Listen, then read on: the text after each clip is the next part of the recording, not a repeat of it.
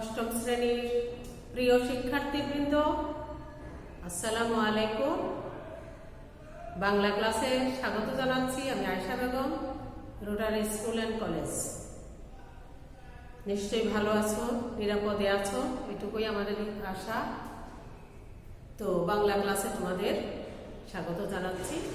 বাংলা দ্বিতীয় পত্র, most important যে বিষয়টি এবং আমাদের বাংলা ভাষা একদম ক্ষুদ্রতম যে অংশটি, ভাষা তৈরির যে কয়টি উপাদান আছে তার মধ্যে মৌলিক এবং ক্ষুদ্রতম এবং প্রাথমিক পর্যায়ের যে উপাদানটি, সেটি হচ্ছে, তোমরা জানো, আমি আশা করছি তোমরা নিজেরাই জানো, প্রত্যেকটা উপাদানেরই নাম জানো। তো প্রাথমিক উপাদানটা হচ্ছে ধ্বনি। ধ্বনি বাংলা ভাষা বা যে কোনো ভাষার সর্বপ্রথম রূপ, আর এই ধ্বনি উচ্চারিত হয় বাকযন্ত্রের সাহায্যে। আমি জানি তোমরা বাকযন্ত্র কি সেটিও জানো। কথা বলার যন্ত্রের নামই হচ্ছে বাকযন্ত্র। ফুসফুস থেকে আগত বাতাস, কণ্ঠনালী, জিহ্বামূল, জিহ্বা, তালু, দন্ত, মূর্ধা, ওষ্ঠ পর্যন্ত, কণ্ঠনালী থেকে ওষ্ঠ পর্যন্ত অনেকগুলো বাকযন্ত্র আছে, যেখানে আমরা ফুসফুস তাড়িত বাতাসটার সাহায্যে নানান রকম মুভমেন্টের মাধ্যমে আমরা নানান রকমের ধ্বনি উচ্চারণ করি। আর ধ্বনি মানে হচ্ছে আওয়াজ। কিন্তু বাংলা ব্যাকরণে আমরা যে কোনো আওয়াজকে ধ্বনি বলবো না। আমরা শুধু মানুষের বাকযন্ত্র সাহায্যে যে উচ্চারিত আওয়াজ এবং যেটি আমাদের প্রয়োজনীয়, ভাষার কাজে আমাদের যেটি প্রয়োজনীয়, সেটিকে আমরা ধ্বনি বলব। তো ধ্বনি ক্ষুদ্রতম অংশ, প্রাথমিক অংশ, তাই বলে ধ্বনি কি গুরুত্বপূর্ণ না? আমি বলবো ভাষার ক্ষেত্রে সবচাইতে গুরুত্বপূর্ণ হচ্ছে ধ্বনি। এবং ধ্বনি নিয়ে বাংলা ব্যাকরণের যত আলোচনা, এগুলি সবচাইতে বেশি গুরুত্বপূর্ণ। এটাই হচ্ছে বাংলা ব্যাকরণের এক কথায় মূল ভিত। এই যে আমাদের বাংলা ভাষায় 50টি ধ্বনি আছে বা 50টি বর্ণ আছে। বর্ণ হচ্ছে ধ্বনির লিখিত রূপ, তাই তো? তো এই যে 50টি ধ্বনি বা বর্ণ দিয়ে আমরা হাজার হাজার কথা বলি, সারা দিন কথা বলি, এত এত কথা আমরা বলি। তো এই ভাষার উপাদান একদম কয়টা? 50টি বর্ণ। আওয়াজটাকে আমরা বলি ধ্বনি, সেটাকে লিখতে আমরা যে সাংকেতিক চিহ্ন ব্যবহার করি সেটি হচ্ছে বর্ণ। মূলত ধ্বনি এবং বর্ণ একই জিনিস। একটি হচ্ছে আমরা শুনতে পাই, আরেকটি হচ্ছে আমরা দেখতে পাই, লিখতে পারি। ধ্বনির লিখিত রূপই হচ্ছে বর্ণ। এবং এই 50টি বর্ণ লেখার উচ্চারণের যে সঠিক পদ্ধতি, সেটি আমাদের শেখার বিষয় এবং আমরা বারবারই এটি শিখব। লিখতে গেলে মাত্রার প্রয়োজন হয়, আমরা সঠিক মাত্রা দিয়ে শিখব। তোমরা জানো যে এই 50টি বর্ণের মধ্যে 10টি বর্ণ আছে মাত্রা ছাড়া, 8টি বর্ণ আছে অর্ধেক মাত্রা, 32টি বর্ণ আছে পূর্ণ মাত্রা। আমরা মাত্রার দিকে খেয়াল করব, আমরা উচ্চারণের দিকে খেয়াল করব, আমরা যে লেখার নির্দিষ্ট স্টাইল সেটি আমরা খেয়াল করব এবং সেই অনুসারেই আমরা লিখব। আমরা দ্রুত লিখতে গিয়ে আমরা মাত্রা ঠিক মতো ব্যবহার করি না। আমরা লেখাটার স্টাইল, আমরা খকে লিখি ঘয়ের মতো, ঘকে লিখি একদম আজগুবি একটা রূপ দিয়ে দেই। ঘটাও আমাদের লেখার প্রায়শই আমি দেখি হয় না, কটাও সুন্দর হয় না, ইয়। তো এইগুলি আমরা সঠিক পদ্ধতিতে লিখবো, শিখবো এবং উচ্চারণ করব। এই জন্যই তো আমরা বাংলা ব্যাকরণ করি, তাই না? প্রিয় শিক্ষার্থী, আজকে আমি পড়াবো নির্দিষ্ট একটি টপিক, সেটি হচ্ছে স্বরধ্বনি 11টি। তোমরা জানো, আমি তোমাদের সুবিধার জন্য বলে লিখে রেখেছি। স্বরধ্বনি 11টি আমাদের সবারই জানা আছে। বর্ণের দুটো ভাগ, স্বরবর্ণ, ব্যঞ্জন বর্ণ। স্বরবর্ণ 11টি, তার মধ্যে আবার বিভাজন আছে। মৌলিক আছে হচ্ছে 7টি, মৌলিক 7টি বর্ণ। সেগুলো কি কি? সেগুলি হচ্ছে অ, আ, ই, রস্ব, রস্ব ই, রস্ব উ, এ, ও, এ। এই কয়টি হচ্ছে মৌলিক স্বর ধ্বনি। এগুলি আমরা মনে রাখবো। মৌলিক স্বর 7টি, অ, আ, রস্ব ই, রস্ব উ, এ, ও এবং এ। এই এটার কথা আমি একটু বলি। এটা আসলে আমরা এখানে লিখি না, স্বরবর্ণের সারিতে আমরা লিখি না, কিন্তু এর আরেকটি রূপ হচ্ছে এ। আমরা যখন বলি খেলা, বেলা, তখন কিন্তু আমরা এ ধ্বনিটা একটু অন্যরকম উচ্চারণ করি, সেটাই হচ্ছে এ। আমরা যখন বলি শেষ, তখন আমরা শেষ বললে আমরা শেষ, এখানে একটা ই আছে। আবার যদি বলি বেলা, দেখতে একই রকম, এখানে এ আছে, তাই তো? একই রকম, একই রকম। তো কিন্তু আমরা শেষ এবং বেলা এ ধ্বনিটা আমরা একইভাবে উচ্চারণ করি না। আমার প্রিয় শিক্ষার্থী, তোমরা একটু নিজেরা উচ্চারণ করে দেখো। আমরা বলি শেষ, শেষ এ, বেলা। আমরা মুখটাকে একটু ছড়িয়ে ছিটিয়ে আমরা উচ্চারণ করি, বেলা, এ, এ।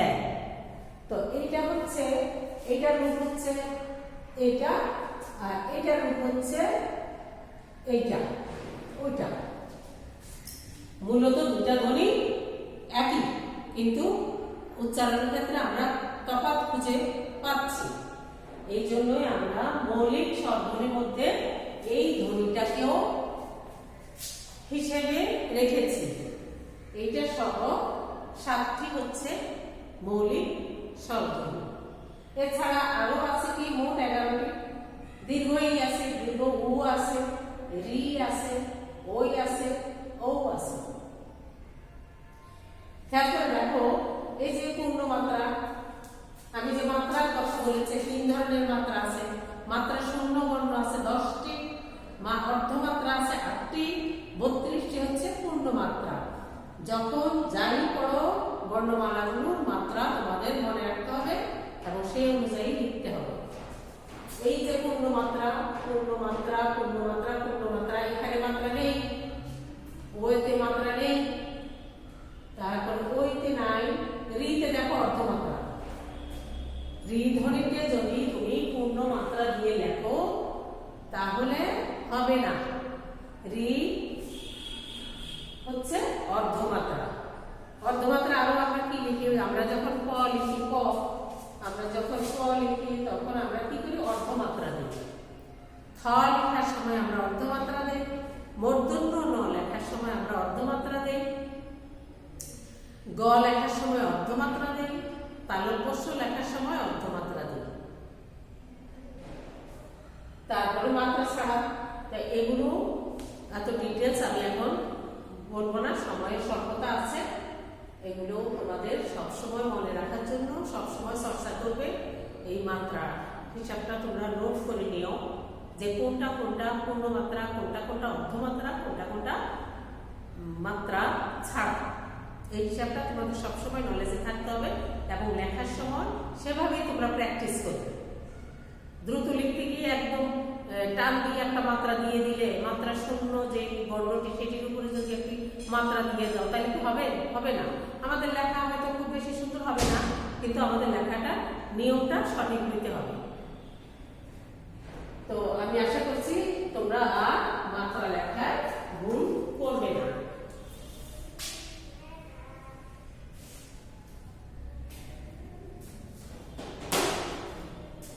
এরপর দেখো আমরা শিখলাম কি মৌলিক স্বরধ্বনি 7টি। আমার প্রিয় শিক্ষার্থী, তোমরা যখন ক্লাস ফলো করবে তখন অবশ্যই খাতা রাখবে এবং খাতায় নোট করবে, লিখবে, লেখা প্র্যাকটিস করবে, নোট করবে, গুরুত্বপূর্ণ কথাগুলো সাথে সাথে নোট করবে। তো মোট হচ্ছে 11টি থেকে 7টি হচ্ছে মৌলিক। আমি এখানে একটি ব্র্যাকেট দিয়ে আটকে রেখেছি, যেহেতু এটাকে আমরা আগে বলেছি এটারই একটা বিকল্প ধ্বনি। ওইটা বাদ দিয়ে দুঃখিত, ওইটা বাদ দিয়ে মোট 11টি। এই হচ্ছে স্বরবর্ণের সংখ্যার হিসেব। এখন আমরা আসি স্বরবর্ণকে আমরা কত ভাবে লিখি। স্বরবর্ণকে আমরা 2 ভাবে লিখি। স্বরবর্ণের লিখিত রূপ হচ্ছে দুটো। সে দুটো কি কি? পূর্ণ রূপ এবং সংক্ষিপ্ত রূপ। পূর্ণ রূপ মানে পুরোপুরি ভাবে আমরা যখন শব্দে ব্যবহার করি পূর্ণ রূপ, যেমন অনেক। অনেক লিখতে গিয়ে দেখো আমি এখানে পূর্ণ রূপটা স্বরবর্ণ অটাকে আমি পূর্ণ রূপে ব্যবহার করেছি। একটা শব্দ দিয়েই দেখো এখানে আমি পূর্ণ রূপে ব্যবহার করেছি এই অটাকে। এখানে একটা নয়ের সাথে একটা এ আছে, নয়ের সাথে একটা এই স্বরবর্ণটা আছে, কিন্তু দেখো আমি সেটাকে কি করেছি? আমি সংক্ষিপ্ত রূপে ব্যবহার করেছি। তারপরে দেখো শব্দের শুরুতে আমি পূর্ণরূপে ব্যবহার করেছি। এই পূর্ণরূপে ব্যবহার করাটার আবার 3টা নমুনাই তোমাদের দেখিয়ে দেওয়া হয়েছে। একটা হচ্ছে শব্দের শুরুতে, একটা হচ্ছে শব্দের মাঝখানে। এই যে মাঝখানে আমি পূর্ণরূপ ব্যবহার করেছি, ও একটি স্বরবর্ণ, এবং শব্দের মাঝে আমি পূর্ণরূপে স্বরবর্ণটাকে ব্যবহার করেছি। আমি সংক্ষিপ্ত রূপে করিনি। তোমরা জানো যে স্বরবর্ণের সংক্ষিপ্ত রূপ আছে, যাকে বলা হয় কার। আমরা যখন স্বরবর্ণকে অন্য বর্ণের সাথে, ব্যঞ্জন বর্ণের সাথে যুক্ত করে দেই, তখন আমরা সেটিকে সংক্ষিপ্ত চিহ্ন দিয়ে আমরা যুক্ত করি। অনেক সময়ই আমরা কি করি? এই যেমন কার, আকার, ইকার, দীর্ঘ ইকার, উকার, মানে প্রত্যেকটা সব বাদ দিয়ে বাকি 10টা স্বরবর্ণের সংক্ষিপ্ত রূপ। এই সংক্ষিপ্ত রূপকে আমরা বলি কার। কার চিহ্ন, এই যে কার চিহ্ন, কার কয়টি? 10টি। আচ্ছা, কারে আমরা পরে আসি। আমরা এখন পূর্ণ রূপে ব্যবহারটা দেখাচ্ছি। শব্দের শুরুতে অ পূর্ণ রূপে ব্যবহার করেছি, শব্দের মাঝখানে পূর্ণ রূপে ব্যবহার করেছি, সাথে সাথে কারটাও আমরা শিখে ফেলতে পারি। এখানে সংক্ষিপ্ত রূপে ব্যবহার করেছি। এখানে দেখো এই যে আটাকে সংক্ষিপ্ত রূপে অয়ের সাথে যে একটা আ আছে, সেটার আমরা কার বা সংক্ষিপ্ত রূপটা ব্যবহার করেছি। আবার এটাকে আমরা পূর্ণ রূপে ব্যবহার করেছি। দেখো তো আমার প্রিয় শিক্ষার্থী, দেখো তো কোথায় এইটার সংক্ষিপ্ত রূপটা আছে? এই যেখানে এই যে আটার সংক্ষিপ্ত রূপটা কোথায়? এখানে। তারপরে আমরা শব্দের শেষে আমরা পূর্ণ রূপে ব্যবহার করেছি। তাহলে পূর্ণ রূপে আমরা শব্দের শুরুতে দেখিয়েছি, শব্দের মাঝখানে দেখিয়েছি, শব্দের শেষে দেখিয়েছি। স্বরবর্ণের পূর্ণ রূপে ব্যবহার। আর সংক্ষিপ্ত রূপটা এই যে সংক্ষিপ্ত রূপ ব্যবহার। এই যে সংক্ষিপ্ত রূপ আমরা যখন ব্যঞ্জন বর্ণের সাথে স্বরবর্ণ যুক্ত করি, তখন আমরা এই কার বা সংক্ষিপ্ত রূপটা ব্যবহার করি। আশা করি তোমরা বুঝতে পেরেছো। স্বরবর্ণের লিখিত রূপ দুই রকম, একটা হচ্ছে পূর্ণ রূপ, সেই শব্দের আগে, মাঝখানে এবং শেষে নমুনা দেখানো হয়েছে। শব্দের সংক্ষিপ্ত রূপ আমরা অজস্র ব্যবহার করি। কখন ব্যবহার করি? যখন ব্যঞ্জন বর্ণের সাথে স্বরবর্ণ যুক্ত করার প্রয়োজন হয়। স্বরবর্ণের সাথে ব্যঞ্জন বর্ণ, ব্যঞ্জন বর্ণের সাথে স্বরবর্ণ যুক্ত তো সবসময় আছে। যেমন আমি বলি ক, ক এর সাথে কিন্তু অ আছে, খ, গ, ঘ সবসময় যুক্ত আছে। কিন্তু আরো বাড়তি যদি আমরা যুক্ত করি, সবসময় যেটি যুক্ত আছে অ, অ, আবার আ যদি যুক্ত করি তখন কি করতে হবে আমাদের? তখন আমরা সংক্ষিপ্ত রূপটা যুক্ত করব। ই যদি যুক্ত করতে হয়, রস্বই দীর্ঘই যুক্ত করতে হলে আমরা এই চিহ্নটা দিই। তারপর রস্বউ, স্কুল যখন আমরা লিখি তখন একটা রস্বউ দেই। রস্বউ মানে হচ্ছে উ এর সংক্ষিপ্ত রূপ, আয়ের সংক্ষিপ্ত রূপ, রস্বই সংক্ষিপ্ত রূপ, দীর্ঘই সংক্ষিপ্ত রূপ, রস্বউর সংক্ষিপ্ত রূপ, তারপর দীর্ঘউর সংক্ষিপ্ত রূপ, রি এর সংক্ষিপ্ত রূপ, এইটার সংক্ষিপ্ত রূপ একার, ওইকার, ওকার, ওকার।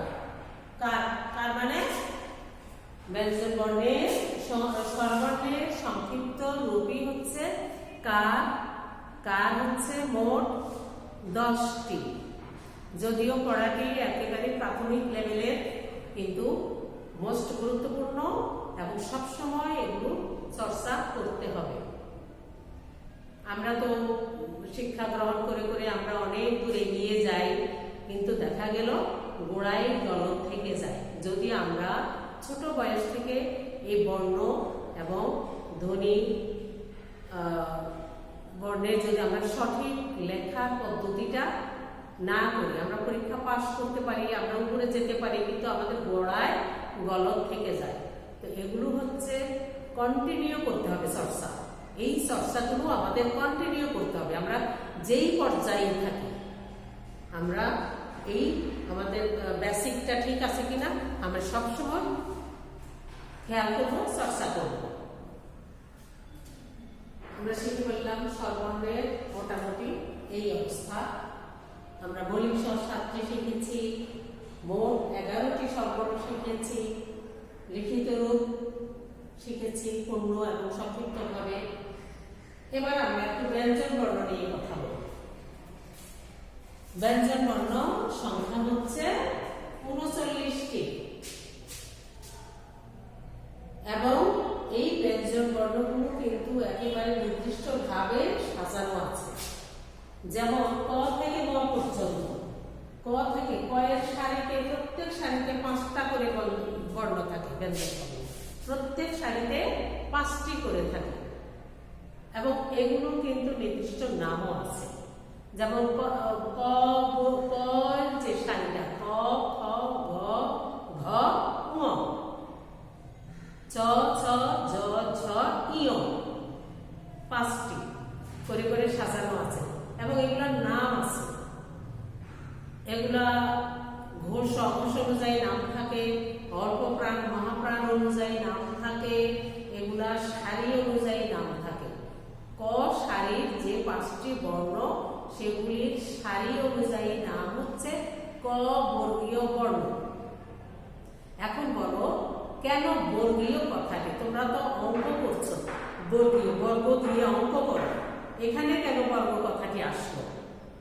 কারণ হচ্ছে এই যে সাজানো 5 5 5 5 ম পর্যন্ত 25টি, এই ক থেকে ম পর্যন্ত 25টি, প্রত্যেক সারিতে 5টা করে বর্ণ। ক থেকে ম পর্যন্ত 5টা করে বর্ণ এবং 5টা সারি, এদিকে 5 এদিকে 5, 5 5 25, তাহলে বর্গ না? বর্গাকারে সাজানো আছে বলে এদের নাম হচ্ছে বর্গীয় বর্ণ, ক থেকে ম পর্যন্ত। এবং স্পর্শ বাকযন্ত্রের কোনো না কোনো জায়গায় উচ্চারণের সময় স্পর্শক বাতাসটা ঘষা লাগে অথবা একটা বাকযন্ত্রের সাথে আরেকটা বাকযন্ত্রের ঘর্ষণের ফলে এই 25টি বর্ণ উচ্চারিত হয়। এই জন্য এগুলাকে স্পর্শ বর্ণ বলে, বর্গীয় বর্ণ বলে, বর্গাকারে সাজানো আছে বলে, আবার ঘষা লাগে বলে স্পর্শ করে বলে স্পর্শ বর্ণ বলা হয়। তাইলে ক বর্গীয় বর্ণ হচ্ছে 5টি, ক খ গ ঘ ঙ।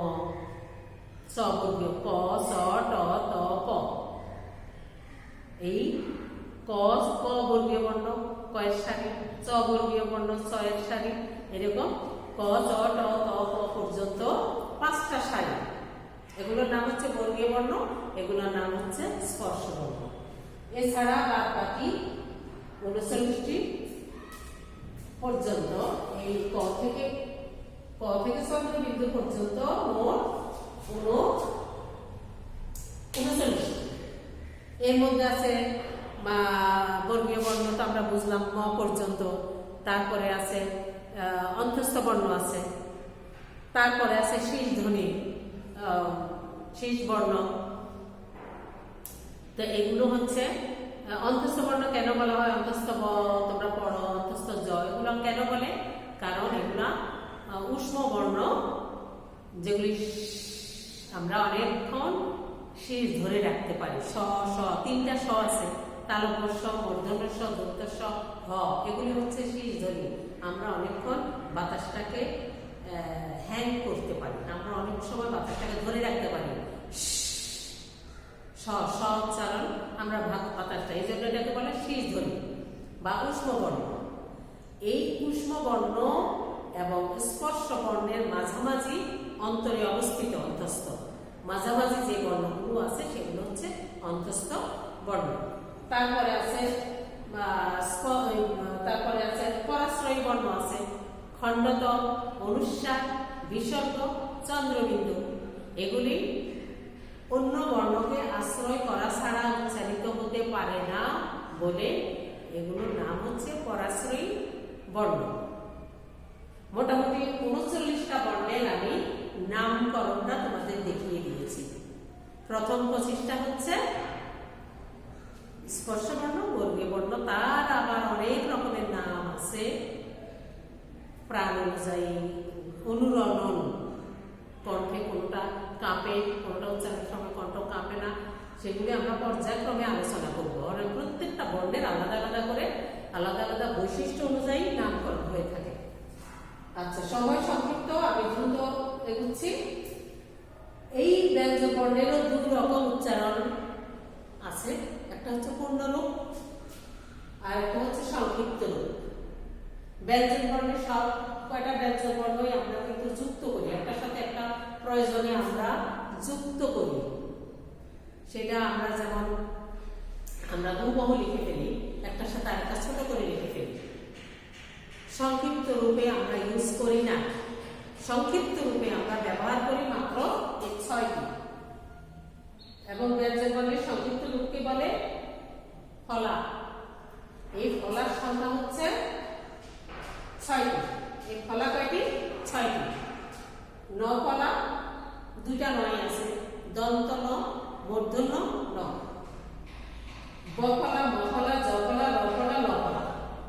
এই 6টি ব্যঞ্জনকে আমরা সংক্ষিপ্ত রূপ দিয়ে থাকি।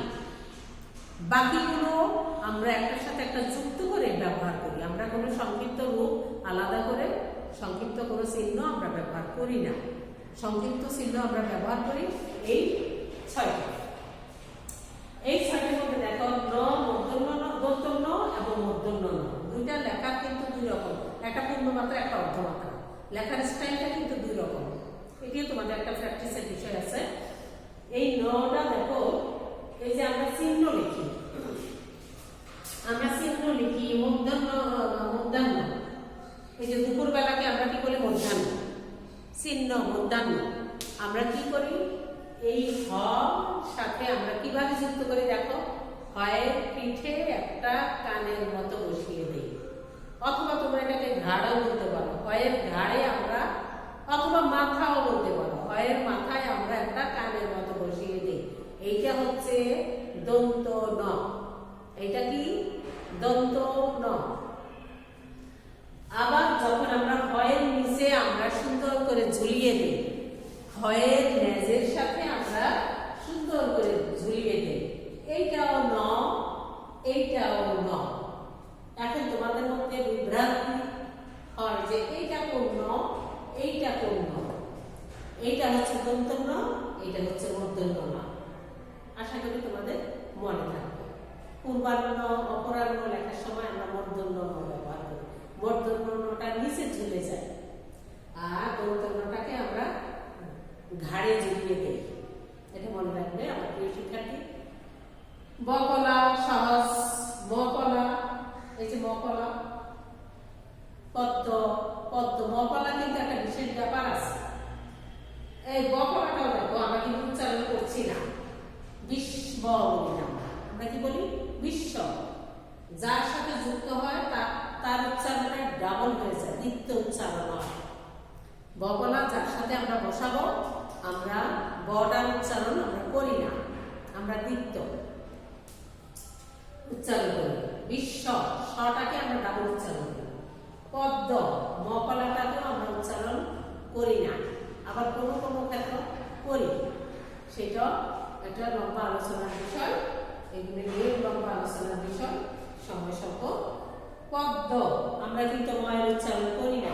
রশ্মি সূর্য রশ্মি কিরণ আমরা ময়ের উচ্চারণ করি না।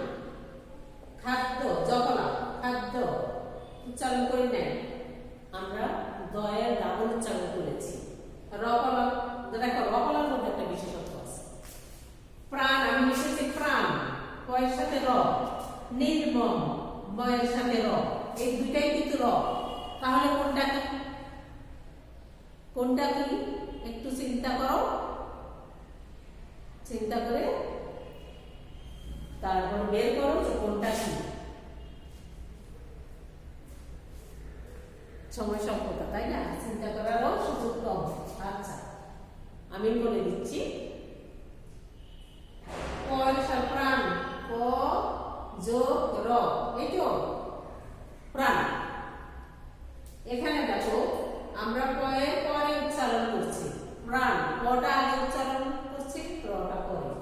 আর এই যে এখানে দেখো নির্মম, এটাও র, এটা কি র যোগ ম, এটা রটা আগে। নির নির আমরা রটা আগে উচ্চারণ করছি, মটা পরে। তাইলে এই তফাৎটা বুঝতে পেরেছো?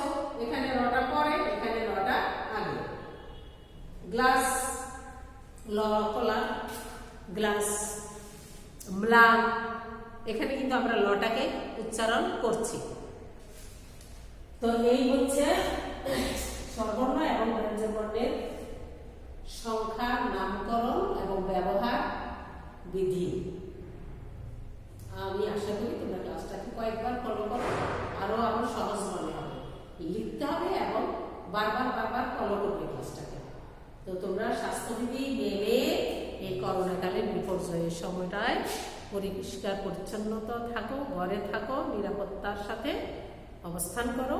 আল্লাহ সহায় হন, সবার জন্য আশীর্বাদ। আমার ক্লাস আমি এখানে শেষ করছি। আল্লাহ হাফেজ।